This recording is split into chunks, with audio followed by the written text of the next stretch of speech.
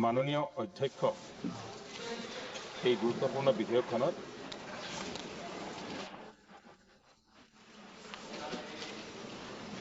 আজি পুৱাৰ পৰা এই আলোচনা আৰম্ভ হৈছে।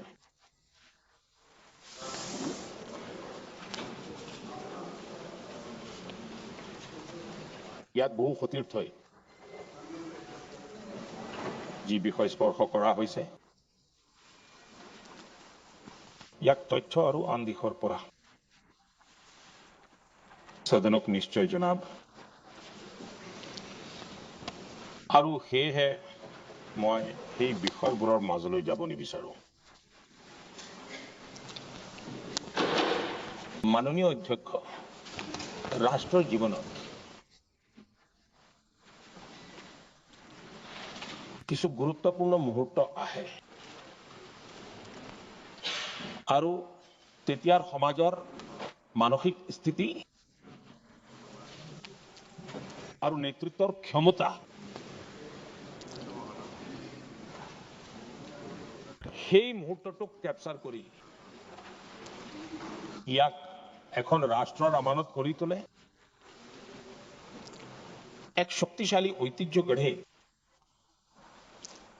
মই ভাবো যে ভাৰতৰ সংসদীয় গণতন্ত্ৰৰ ইতিহাসত এইটো তেনেকুৱাই এক বিশেষ মুহূৰ্ত।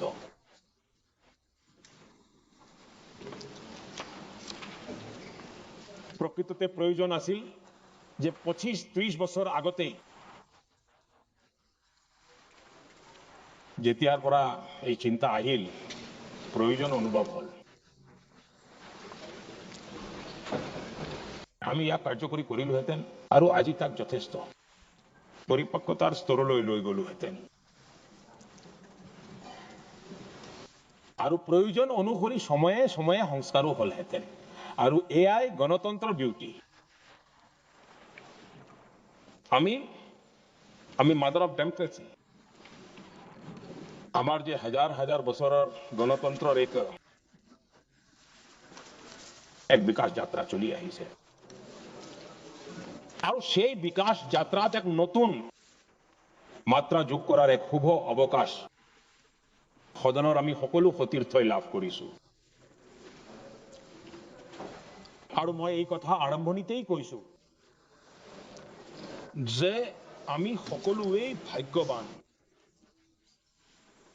যে আমি এনেকুৱা এক গুৰুত্বপূৰ্ণ আৰু দেশৰ আধা জনসংখ্যাক এই ৰাষ্ট্ৰ নিৰ্মাণৰ নীতি নিৰ্ধাৰণ প্ৰক্ৰিয়াত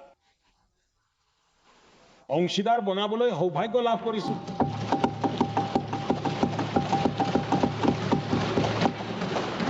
এইটো আমাৰ বাবে সৌভাগ্যৰ কথা আৰু মই বিচাৰো মোৰ সকলো সাংসদে মই আজি ইফালে সিফালে কথা পাতিব বিচৰা নাই। আমি সকলো সাংসদে এই গুৰুত্বপূৰ্ণ সুযোগটো যাতে এনেই যাবলৈ নিদিও। আমি ভাৰতীয়সকলে সকলোৱে মিলি দেশক এক নতুন দিশ প্ৰদান কৰিবলৈ ওলাইছো। আমাৰ এই শাসন ব্যৱস্থাক সংবেদনশীলতাৰে পৰিপূৰ্ণ কৰাৰ এক সাৰ্থক চেষ্টা কৰিবলৈ ওলাইছো।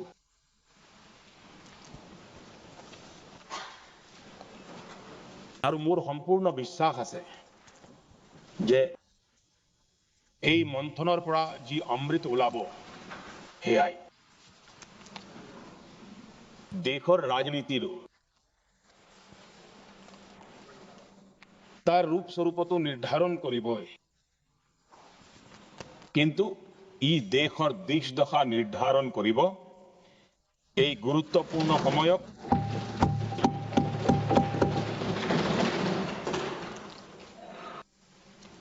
অধ্যক্ষ মহোদয়, একবিংশ শতিকাত ভাৰত এক নতুন আত্মবিশ্বাসেৰে আগবাঢ়িছে। আজি বিশ্বৰ দৰবাৰতো ভাৰতৰ স্বীকৃতি আমি অনুভৱ কৰিছো আৰু এয়া আমাৰ বাবে গৌৰৱৰ ক্ষণ। এক সময় আহিছে আৰু এই সময়ক আমি এক উন্নত ভাৰতৰ সংকল্পৰ সৈতে সংযুক্ত কৰিছো। আৰু মই বিশ্বাস কৰোঁ যে এখন উন্নত ভাৰতৰ অৰ্থ কেৱল উত্তম প্ৰকাৰৰ ৰেলপথ অথবা ইনফ্ৰাষ্ট্ৰাকচাৰ বা অৰ্থনৈতিক প্ৰগতিৰ পৰিসংখ্যা কেৱল ইমানেই নহয়। উন্নত ভাৰতৰ সীমিত কল্পনা আমি নকৰোঁ। আমি বিচাৰোঁ যে উন্নত ভাৰত যাৰ নীতি নিৰ্ধাৰণত প্ৰকৃত অৰ্থত সবকা সাথ সবকা বিকাশৰ এই মন্ত্ৰটো সমাহিত হওক।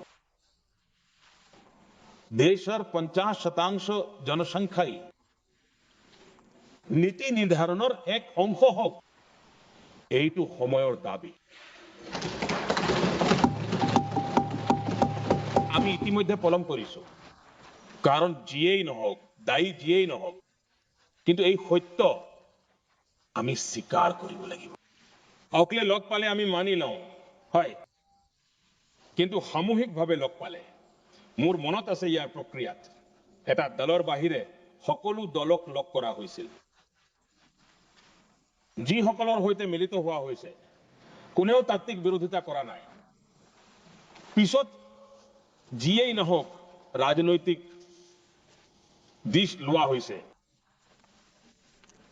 কিন্তু যিসকলে ৰাজনৈতিক দিশতহে ভাবে মই তেওঁলোকক পৰামৰ্শ দিম। বন্ধু হিচাপে দিয়া এই পৰামৰ্শ সকলোৰে কামত আহিব। আমাৰ দেশত যেতিয়াৰ পৰা মহিলা সংৰক্ষণক লৈ আলোচনা হৈছে আৰু তাৰপিছত যেতিয়া নিৰ্বাচন আহিছে, প্ৰতিটো নিৰ্বাচনত মহিলাসকলে পাবলগীয়া এই অধিকাৰৰ যি বিৰোধিতা কৰিছে, দেশৰ মহিলাসকলে তেওঁলোকক ক্ষমা কৰা নাই। তেওঁলোকৰ অৱস্থা বেয়াৰ পৰা বেয়ালৈ কৰিছে। কিন্তু আপোনালোকে এইটো চাওক যে 24ৰ নিৰ্বাচনত এনেকুৱা হোৱা নাই। কিয় নহল? কাৰণ 24ত সকলোৱে সন্মতিৰে ইয়াক গৃহীত কৰিছিল, এইটো কোনো বিষয় নহয়। কাৰো পক্ষত ৰাজনৈতিক লাভ হোৱা নাই, কাৰো লোকচানো হোৱা নাই। যি বিষয় আছিল তাৰ ভিত্তিতে নিৰ্বাচন খেলা হৈছিল। কাৰণ 24ত সকলো একেলগে আছিল, কিছুমান লোক ইয়াত আছে, কিছুমান নাই, কিন্তু সকলো একেলগে আছিল। আজিও মই কৈছো, যদি আমি সকলো একেলগে আগবাঢ়ি যাওঁ, তেন্তে ইতিহাসে সাক্ষী যে ই কোনো এজনৰ ৰাজনৈতিক পক্ষত নাযাব। ই দেশৰ গণতন্ত্ৰৰ পক্ষে যাব। ই দেশৰ সামূহিক সিদ্ধান্ত লোৱাৰ শক্তিৰ পক্ষত যাব। আৰু আমি সকলোৱে তাৰ যশস্যাৰ অধিকাৰী হ'বলৈ সক্ষম হ'ম। ট্ৰেজাৰী বেঞ্চো তাৰ অধিকাৰী নহ'ব, মোদীও তাৰ অধিকাৰী নহ'ব।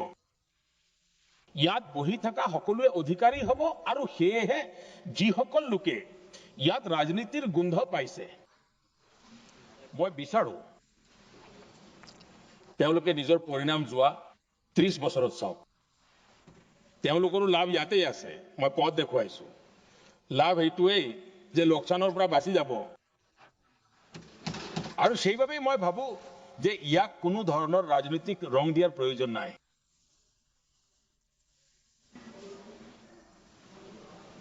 আদৰণীয় অধ্যক্ষ মহোদয়, মোৰ মনত আছে তেতিয়া মই চৰকাৰী ব্যৱস্থাৰ ৰাজনীতিত নাছিলো। মই সংগঠনৰ কৰ্মী হিচাপে কাম কৰিছিলো। সেই সময়ত এটা চৰ্চা শুনিবলৈ পোৱা গৈছিল যে চাওক এওঁলোক কেনেকুৱা মানুহ।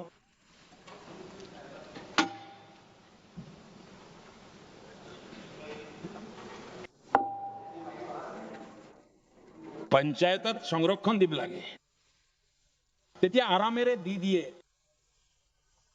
কিন্তু আপুনি কৈছে যেতিয়া কৈছেই,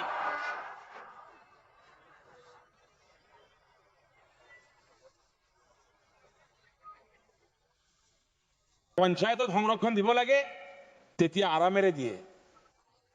কাৰণ তাত তেওঁলোকৰ নিজৰ পদ যোৱাৰ ভয় নাথাকে। ভাবে আমি সুৰক্ষিত তাত দি দিয়া তেতিয়া খুব চৰ্চা হৈছিল যে ইয়াত বাসকলে কেতিয়াও নকৰে কাৰণ তেওঁলোকৰ কিবা যাব আৰু সেইভাবে পঞ্চায়তৰ হৈ যায় 50% পালেগৈ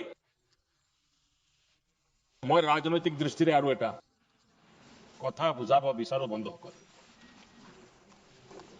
আজিৰ পৰা 25 বছৰ বা 23 বছৰ আগতে যিসকলে বিৰোধ কৰিছিল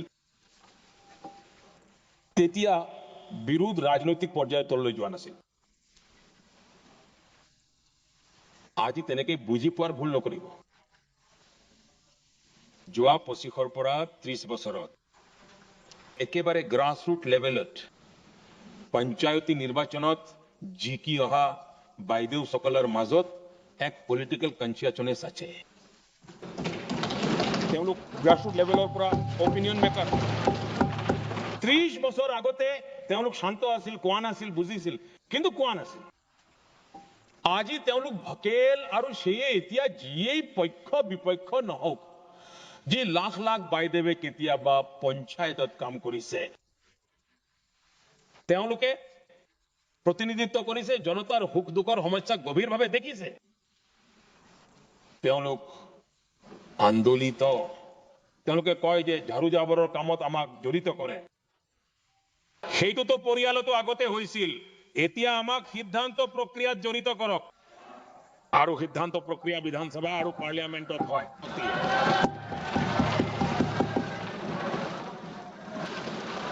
আৰু সেইভাবে মই ৰাজনৈতিক জীৱনত থকা লোকসকলক প্ৰগতি বিচাৰে মই যিকোনো সাংসদ বা এমএলএৰ কথা কৈছো মই এই দল বা সেই দলৰ কথা কোৱা নাই যিসকলে ৰাজনৈতিক জীৱনত সফলতাৰে আগুৱাই যাব বিচাৰে তেওঁলোকে এইটো মানি ল'ব লাগিব যে যোৱা 25-30 বছৰত লাখ লাখ ভগ্নীয়ে গ্ৰাছৰুট লেভেলত নেত্ৰীৰ ভূমিকা লৈছে এতিয়া তেওঁলোকৰ মাজত কেৱল এই 33% কথাই নাই তাতো তেওঁলোকে আপোনালোকৰ সিদ্ধান্তক প্ৰভাৱিত কৰিব আৰু সেইভাবে যিয়ে আজি বিৰোধ কৰিব তেওঁলোকে দীৰ্ঘদিনলৈ মূল্য ভৰিব লাগিব দীৰ্ঘদিনলৈ মূল্য ভৰিছে আৰু সেইভাবে ৰাজনৈতিক বিচক্ষণতাও ইয়াতেই আছে যে আমি গ্ৰাছৰুট লেভেলত মহিলাসকলৰ যি পলিটিকেল লিডাৰশ্বিপ গঢ়ি উঠিছে তাক আপোনালোকে এতিয়া বিবেচনা কৰিব লাগিব ইয়াত মই আমাৰ মুলায়ম সিংজীৰ পৰা শুনিছো তেতিয়াৰ পৰা এটা বিষয় চলি আছে তেওঁৰ পৰিয়ালেও চলাই আছে দেশৰ ভগ্নীসকলক বিশ্বাস কৰক তেওঁলোকৰ বিচক্ষণতাত বিশ্বাস কৰক এবাৰ 33% ভগ্নীক ইয়াত আহিবলৈ দিয়ক আহি তেওঁলোকক সিদ্ধান্ত ল'বলৈ দিয়ক কাক দিব কাক নিদিব এই বৰ্গক নে সেই বৰ্গক দিব সেই সিদ্ধান্ত তেওঁলোকে ল'ব আমি তেওঁলোকৰ সামৰ্থ্যত কিয় শংকা কৰো ভাই এবাৰ আহিবলৈ দিয়ক তেওঁলোকক আহিবলৈ দিয়ক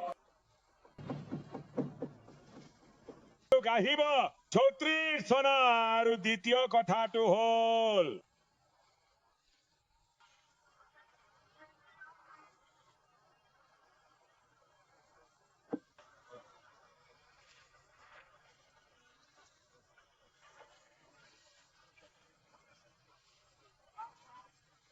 ধৰ্মেন্দ্ৰজী মই আপোনাৰ ওচৰত বহুত বেছি কৃতজ্ঞ আপুনি মোৰ পৰিচয় কৰাই দিলে এইটো এটা সত্য কথা মই এক অতি পিছপৰা সমাজৰ পৰা আহিছো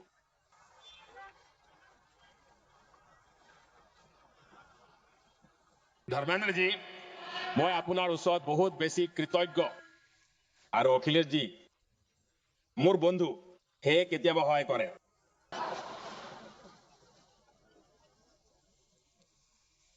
এই কথাটো সঁচা যে মই অতি পিছপৰা সমাজৰ পৰা আহিছো কিন্তু মোৰ দায়িত্ব সমাজৰ সকলোকে লগত লৈ চলা আৰু এয়াই মোৰ সংবিধানে মোক এই পথেই দেখুৱাইছে মোৰ বাবে সংবিধান সৰ্বোপৰি আৰু সেইভাবে আৰু এয়াই সংবিধানৰ শক্তি মোৰ দৰে সৰু সমাজৰ অতি পিছপৰা সমাজৰ ব্যক্তিক দেখে ইমান ডাঙৰ দায়িত্ব দিছে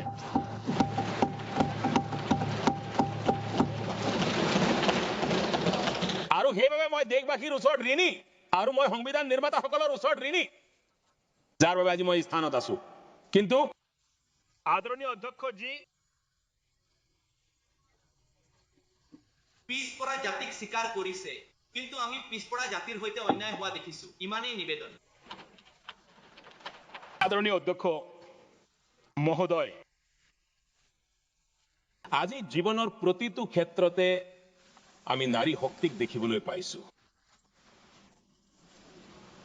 দেশৰ গৌৰৱ বৃদ্ধি কৰাসকল গৌৰৱৰ পতাকা উৰুৱাত কতো পিছ পৰি থকা নাই আমি গৌৰৱ কৰিব পৰাকৈ জীৱনৰ বিভিন্ন ক্ষেত্ৰত আজি আমাৰ মাতৃ ভগ্নীসকলে কাম কৰি আছে তেওঁলোকৰ অৱদান অপৰিসীম আমাৰ জীয়ৰীসকলে জীৱনৰ সকলো ক্ষেত্ৰতে চমক দেখুৱাইছে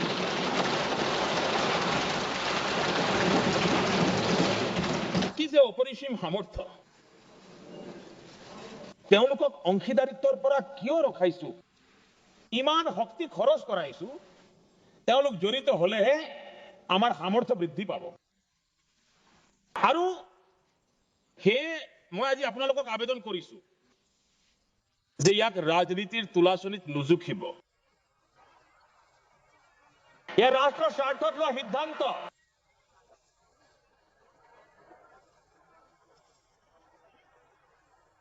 কে আদৰণীয় অধ্যক্ষ মহোদয় আজি আমাৰ সন্মুখত এই সুযোগ আহিছে যে আমি একেলগে বহি একেটা দিশত চিন্তা চৰ্চা কৰি এখন বিকশিত ভাৰত নিৰ্মাণ কৰাৰ ক্ষেত্ৰত আমাৰ নাৰী শক্তিৰ অংশগ্ৰহণক এক উদাৰ আৰু মুকলি মনেৰে সিদ্ধান্ত লোৱাৰ সুযোগ স্বীকাৰ কৰি লোৱাৰ সুযোগ আহিছে আৰু মই যেনেকে আগতেই কৈছো আজি সমগ্ৰ দেশ আৰু বিশেষভাৱে আমাৰ নাৰী শক্তিয়ে আমাৰ সিদ্ধান্তটো চাবই কিন্তু সিদ্ধান্ততকৈও অধিক আমাৰ উদ্দেশ্যক চাব আৰু সেইবাবেই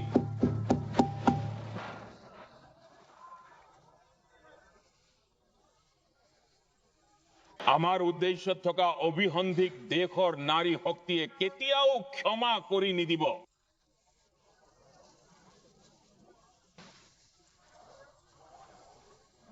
আদৰণীয় অধ্যক্ষ মহোদয় 2023 চনত এই নতুন সদনত আমি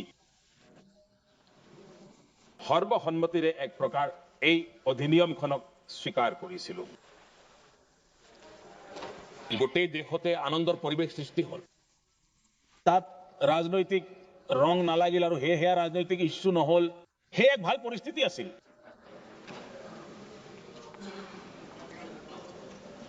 এতিয়া প্ৰশ্নটো হৈছে যে আমি ইয়াক আৰু কিমান সময়লৈকে ৰখাই থব লাগিব এতিয়া ইয়াত যিসকল লোকে জনসংখ্যা আদিৰ বিষয়ে উত্থাপন কৰে তেওঁলোকে নাজানে নেকি মই বিচাৰিম যে অমিত ভাইয়ে তেওঁৰ ভাষণত এই সকলোবোৰ কথাৰ বিতংভাৱে উল্লেখ কৰিব যেতিয়া আমি লোকপিয়লৰ সন্দৰ্ভত কেতিয়া কেতিয়া কি কৰিছিলো পিছত কোভিড আহিল তাৰ কাৰণে কি বিপদ আহিল কেনেকৈ বাধা আহিল এইবোৰ কথা আমাৰ সকলোৰে সন্মুখত আছে ইয়াত কোনো বিষয় নাই কিন্তু যোৱা দিনত যেতিয়া আমি 23ত আলোচনা কৰিছিলো তেতিয়াও ব্যাপকভাৱে কথাটো আছিল যে ইয়াক সোনকালে কৰা হোক সকলোৱে কৈছিল সোনকালে কৰক 24ত সম্ভৱ নাছিল কাৰণ ইমান কম সময়ত কৰা কঠিন আছিল এতিয়া 29ত আমাৰ হাতত সুযোগ আছে যদি আমি 29টো নকৰো তেন্তে পৰিস্থিতি কি হ'ব আমি কল্পনা কৰিব পাৰোনে আমি দেশৰ মাতৃ ভগ্নীসকলক বিশ্বাস দিব নোৱাৰিম যে আমি সঁচাকৈয়ে প্ৰকৃত অৰ্থত চেষ্টা কৰিব পাৰিলোহেঁতেন আৰু সেইবাবে এয়া সময়ৰ আহ্বান যে এতিয়া আমি আৰু পলম নকৰো এই সময়ছোৱাত ৰাজনৈতিক দলৰ লোকৰ সৈতে সংবিধানৰ বিষয়ে জনা লোকৰ সৈতে মহিলাৰ মাজত এক্টিভিষ্ট হিচাপে কাম কৰা লোকৰ সৈতেও বহু আলোচনা হৈছে কিছুমানে নিজে আগবাঢ়িও পৰামৰ্শ দিছে সকলো মন্থন কৰি আৰু ইয়াতো সকলো দলৰ সৈতে একেৰাহে কথা চলি আছে স্ট্ৰাকচাৰ্ড ৱেট হৈছে ইনফৰ্মেলো হৈছে আৰু তাৰ পৰা শেষত এটা পথ উলিয়াব লাগিব যাতে আমি আমাৰ মাতৃ আৰু ভগ্নীসকলৰ শক্তিক আমি একত্ৰিত কৰিব পাৰো আদৰণীয় অধ্যক্ষ মহোদয় মই এটা কথা নিশ্চয় ক'ব বিচাৰিম ইয়াত বহি আমাক কোনেও সংবিধানত দেশক টুকুৰা টুকুৰকৈ ভবাৰ অধিকাৰে দিয়া নাই যি শপত লৈ আমি বহিছো নহয় আমি সকলোৱে এখন ৰাষ্ট্ৰ হিচাপে চিন্তা কৰাটো আমাৰ দায়িত্ব কাশ্মীৰে হওক বা কন্যাকুমাৰীয়ে হওক আমি খণ্ড খণ্ডকৈ ভাবিব নোৱাৰো খণ্ড খণ্ডকৈ সিদ্ধান্তও ল'ব নোৱাৰো আৰু সেইবাবে ভিত্তিহীনভাৱে য'ত কোনো সত্যতা নাই অকণমানো সত্যতা নাই কেৱল ৰাজনৈতিক লাভালাভ আদায়ৰ বাবে যি ধুমুহাৰ সৃষ্টি কৰা হৈছে মই আজি বৰ দায়িত্বৰে এই সদনত এই পবিত্ৰ স্থানৰ পৰা মই ক'ব বিচাৰো দক্ষিণ হওক উত্তৰ হওক পূব হওক পশ্চিম হওক সৰু ৰাজ্য হওক ডাঙৰ ৰাজ্য হওক মই আজি এক দায়িত্বৰে ক'ব বিচাৰো যে সিদ্ধান্ত প্ৰক্ৰিয়া কোনো এজনৰ সৈতেও বৈষম্য নকৰিব এই সিদ্ধান্ত প্ৰক্ৰিয়া কাৰো প্ৰতি অন্যায় নকৰিব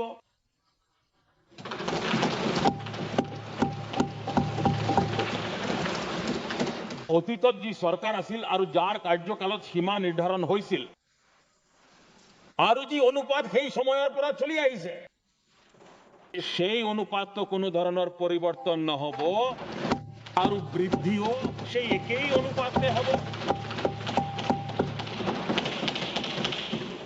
যদি গ্যাৰান্টি শব্দটো লাগে তেন্তে মই গ্যাৰান্টি শব্দটো ব্যৱহাৰ কৰিছো প্ৰতিশ্ৰুতিৰ কথা ক'লে মই প্ৰতিশ্ৰুতি শব্দটো ব্যৱহাৰ কৰিছো যদি তামিলত কোনো ভাল শব্দ আছে তেন্তে সেয়াও মই ক'বলৈ সাজু আছো কাৰণ যেতিয়া উদ্দেশ্য স্পষ্ট তেতিয়া শব্দৰ খেল খেলাৰ আমাৰ কোনো প্ৰয়োজন নাই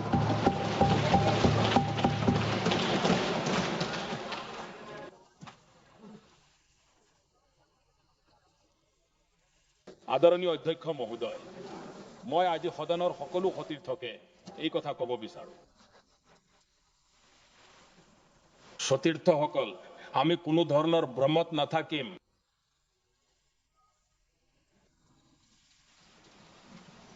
আমি সেই অহংকাৰত নপৰো আৰু মই আমি শব্দটো প্ৰয়োগ কৰিছো মই আৰু তুমিৰ কথা কোৱা নাই আমি এই ভ্ৰমৰ মাজত নাথাকিম যে আমি দেশৰ নাৰী শক্তিক কিবা এটা দি আছো নহয় সেয়া তেওঁলোকৰ প্ৰাপ্য অধিকাৰ আমি বহু দশক ধৰি তেওঁলোকক বাধা দি ৰখা হৈছে আজি তাৰ প্ৰায়শ্চিত্ত কৰি আমি সেই পাপৰ পৰা মুক্তি পোৱাৰ এয়া এক সুযোগ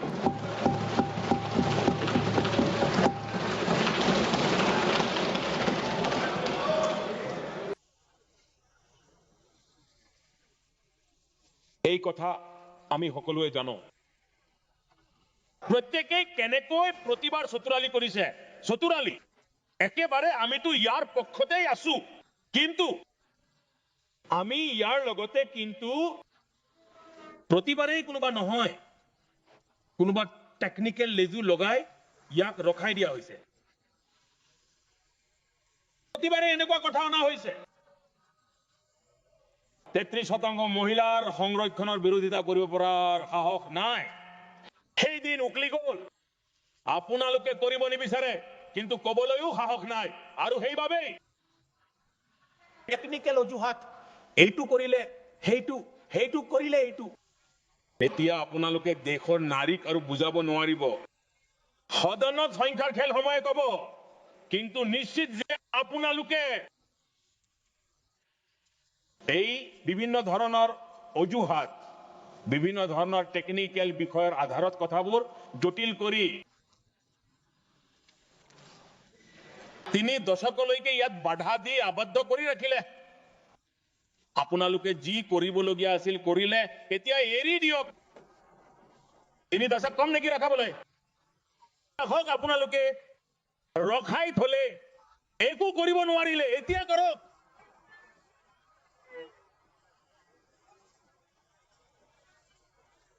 আদৰণীয় অধ্যক্ষ মহোদয়,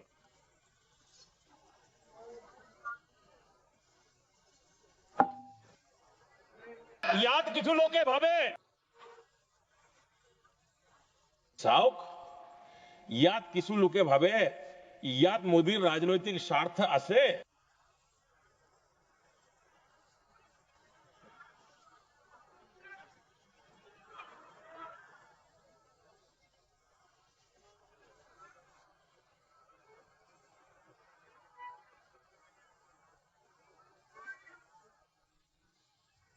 এওঁক কবলৈ দিয়ক।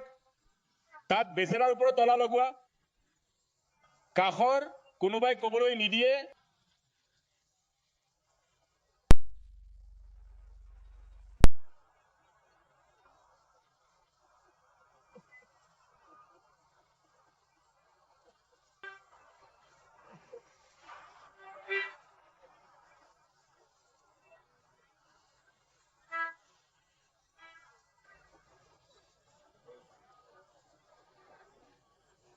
आप ना टेक रहे हैं, आप ना टेक रहे हैं। आदरणीय अध्यक्ष जी, আগৰবোৰ গ'ল অধ্যক্ষ মহোদয়, আপুনি যে কথাটো নুশুনিছে, আদৰণীয় অধ্যক্ষ মহোদয়। যদিহে আপোনালোকে ইয়াৰ বিৰোধিতা কৰে, তেন্তে ই স্বাভাৱিক যে ৰাজনৈতিকভাৱে মই লাভান্বিত হম। কিন্তু লগে লগে গলে কাৰোৱেই নহব। এইটো লিখি থওক, কাৰো নহব। কাৰণ তেতিয়া দিশটো বেলেগ হয়, কাৰো লাভ নহয়। আৰু সেইবাবেই আমাক ক্ৰেডিট নালাগে। যিমান সোনকালে এইখন গৃহীত হয়, মই কাইলৈ বিজ্ঞাপন দি সকলোকে ধন্যবাদ জনাবলৈ সাজু আছো। সকলোৰে ফটো ছাপাবলৈ সাজু আছো। ক্ৰেডিট আপোনালোকে লওক। ক্ৰেডিটৰ চিন্তা হৈছে নেকি? লওকচোন ক্ৰেডিট। আপোনালোকক যাৰ ফটো ছাপাব লাগে, চৰকাৰী খৰচত আমি কৰাই দিম।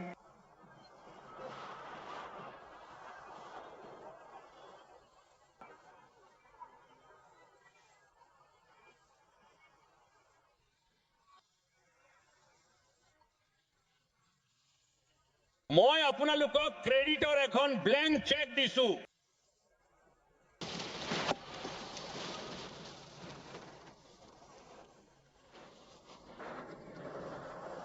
আদৰণীয় অধ্যক্ষ মহোদয়, আমাৰ এই সংসদীয় গণতন্ত্ৰত মহিলাসকলৰ অংশগ্ৰহণ এইটো কেৱল পৰিসংখ্যাৰ খেল অথবা এক গণতান্ত্ৰিক ব্যৱস্থাৰ সংস্কাৰ নহয়। ইমানতে সীমিত নহয়। গণতন্ত্ৰৰ জননী হিচাপে,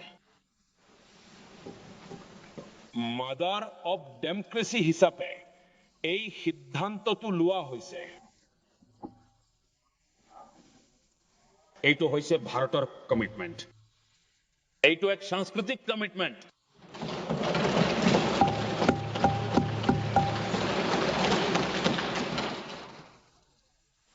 আৰু এই কমিটমেন্টৰ বাবেই পঞ্চায়তত এই ব্যৱস্থা হৈছিল, আৰু এতিয়া 20খনতকৈ অধিক ৰাজ্যত 50% হৈছে। মাননীয় কংগ্ৰেছে বনাইছে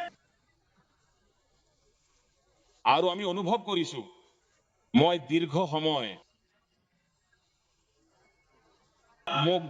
সময়ৰ বাবে মুখ্যমন্ত্ৰী হিচাপে সেৱা কৰিবলৈ জনতাই সুযোগ দিছিল আৰু সেই সময়ছোৱাত তৃণমূল পৰ্যায়ত উইমেন লিডাৰশ্বিপ মই নিজে দেখিছো মোৰ অভিজ্ঞতা আছে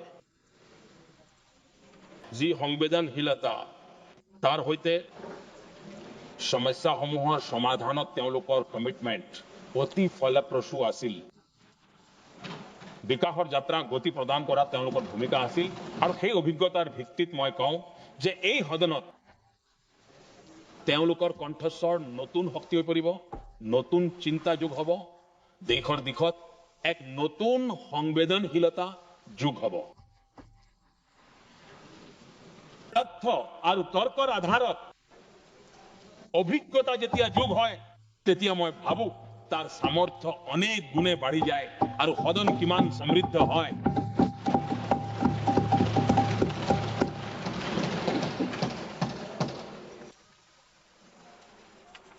আদৰণীয় অধ্যক্ষ মহোদয় আমাৰ দেশত অভিজ্ঞ নাৰী শক্তিৰ আমাৰ ইয়াত কোনো অভাৱ নাই সামৰ্থ্যবানৰ কোনো অভাৱ নাই আমি ভৰসা কৰোঁ তেওঁলোকে কন্ট্ৰিবিউট কৰিব বহুত ভাল কন্ট্ৰিবিউট কৰিব আৰু আজিও আমাৰ যিসকল ভগ্নী ইয়াত আছে যেতিয়াই তেওঁলোকে সুযোগ পাইছে তেওঁলোকে অতি সুন্দৰভাৱে নিজৰ কথা দাঙি ধৰিছে তেওঁলোকে সদনক সমৃদ্ধ কৰিছে আদৰণীয় অধ্যক্ষ মহোদয় আজি দেশত বৰ্তমান দেশত 50খনতকৈ অধিক পঞ্চায়ত আছে ডিস্ট্ৰিক্ট পঞ্চায়ত প্ৰায় 75 গৰাকী মহিলা ইয়াৰ নেতৃত্ব কেতিয়াবা কেন্দ্ৰৰ কেবিনেট মন্ত্ৰীতকৈও অধিক দায়িত্ব ধন আৰু ব্যৱস্থা তেওঁলোকৰ হাতত থাকে কাম কৰে প্ৰায় 6007 ব্লক পঞ্চায়তত 27খনতকৈও অধিক ব্লক পঞ্চায়ত এনেকুৱা আছে যাৰ নেতৃত্ব মহিলাৰ হাতত আছে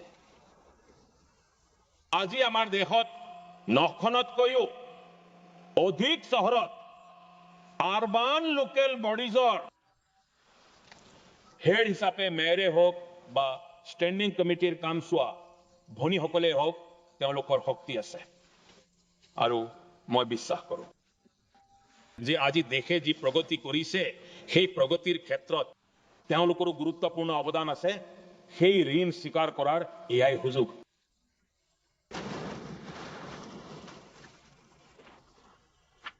অভিজ্ঞতা সদনৰ সৈতে যোগ হলে ইয়াৰ শক্তি অনেক গুণে বাঢ়িব আদৰণীয় অধ্যক্ষ মহোদয় এক দীঘলীয়া প্ৰতীক্ষা আৰু এক প্ৰকাৰে সকলোৰে বাবে প্ৰশ্ন উঠা এক পৰিস্থিতি আমি সৃষ্টি কৰিছো এয়া এক সুযোগ যে আমি পুৰণি যি মৰ্যাদা বা অসুবিধা আছিল তাৰ পৰা ওলাই আহি সাহসেৰে আমি আগবাঢ়ি যোৱা উচিত আৰু নাৰী শক্তিৰ ৰাষ্ট্ৰৰ বিকাশত তেওঁলোকৰ অংশগ্ৰহণ আমি নিশ্চিত কৰিব লাগে আৰু মই পক্কা বিশ্বাস কৰোঁ যে যদি আজি আমি একত্ৰিত হৈ কোনো সিদ্ধান্ত গ্ৰহণ কৰোঁ আৰু মই অনুৰোধ কৰিম আমি সৰ্বসন্মতিৰে ইয়াক আগুৱাই নিব লাগে আৰু যেতিয়া সৰ্বসন্মতিৰে আগবাঢ়ে তেতিয়া ট্ৰেজাৰী বেংকৰ ওপৰত এক হেঁচা থাকে তেওঁলোকেও ভাবে নহয় ইয়াত সকলোৰে অধিকাৰ আছে সকলোৰে কথা মানক কোনো লোকচান নাই সামূহিক শক্তিৰে আমি অনেক ভাল ফলাফল পাওঁ আদৰণীয় অধ্যক্ষ মহোদয় মই বেছি সময় নলোৱাকৈ মই কেৱল ইমানেই কম যে ইয়াক ৰাজনীতিৰ তুলাচনীত নুজুখিব আমি যেতিয়াই সিদ্ধান্ত ল'বলৈ যাওঁ তেতিয়া দেশৰ এই বিশাল দেশৰ আধা দায়িত্ব যিসকলে লৈছে তেওঁলোকৰো ইয়ালৈ অহাৰ অধিকাৰ আছে আমি তেওঁলোকক বাধা দিব নালাগে আৰু দ্বিতীয়তে